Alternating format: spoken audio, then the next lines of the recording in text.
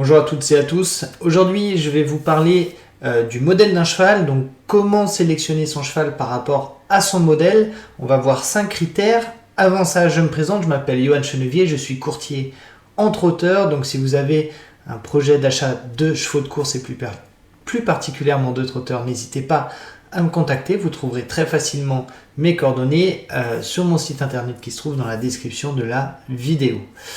Le premier critère, on va dire, pour sélectionner un cheval avec et faire vos impressions par rapport au modèle du cheval, ça va être la taille. Alors, d'abord, voir est-ce que c'est plutôt un petit cheval, un grand cheval. Donc ça, c'est en voyant les chevaux, bien évidemment, et en ayant l'habitude d'en voir, plus particulièrement des trotteurs, qu'on peut se faire une idée.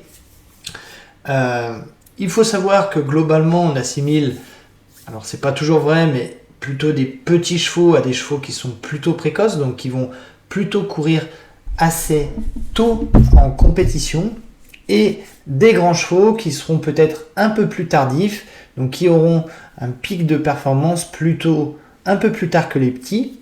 Bien sûr, ce n'est pas une vérité pour chaque cheval, mais ça peut quand même vous donner une indication. Et on enchaîne avec le deuxième critère qui va vous affiner un petit peu dans ce fait que peut-être votre cheval peut être précoce ou non. Et ça va être, alors moi ce que j'appelle l'épaisseur du cheval, ça va être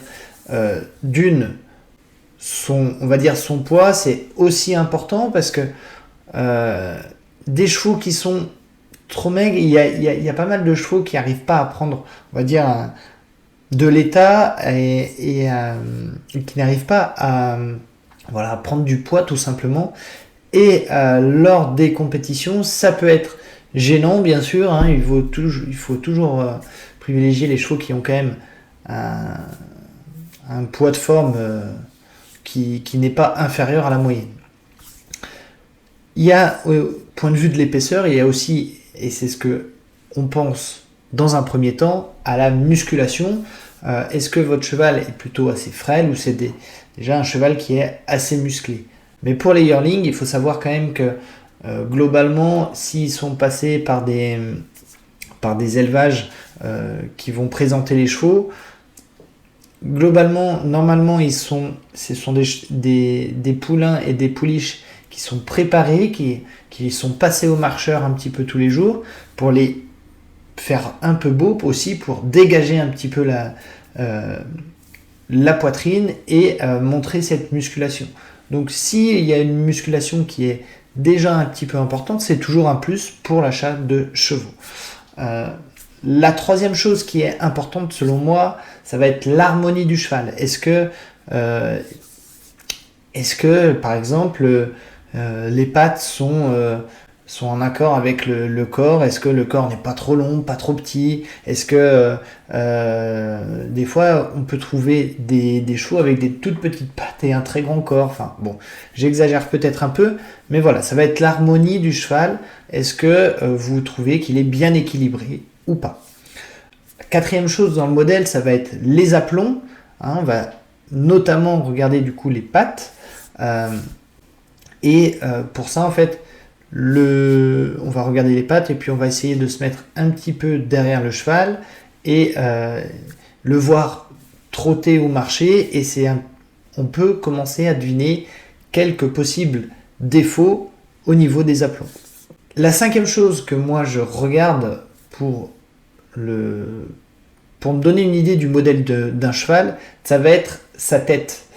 Ça peut paraître bête, mais je veux voir ce qui dégage le cheval. Est-ce qu'il a un regard vif? Est-ce que est-ce qu'il y a quelque chose dans sa tête qui se dégage? Et ça, on va laisser parler un peu plus le cœur. Mais pour moi, c'est une chose importante et c'est une des premières choses que je regarde. Donc, je vous invite aussi à ne pas le négliger. Il ne faut pas oublier que c'est un choix aussi du cœur et son cheval. S'il dégage quelque chose, déjà, bien sûr, on a regardé avant tous les points, mais si le cheval dégage quelque chose, c'est quand même pas pareil que si quand vous le regardez, il dégagera rien, vous n'avez pas d'émotion en le regardant. Merci en tout cas d'avoir regardé cette vidéo, j'espère qu'elle vous aura plu.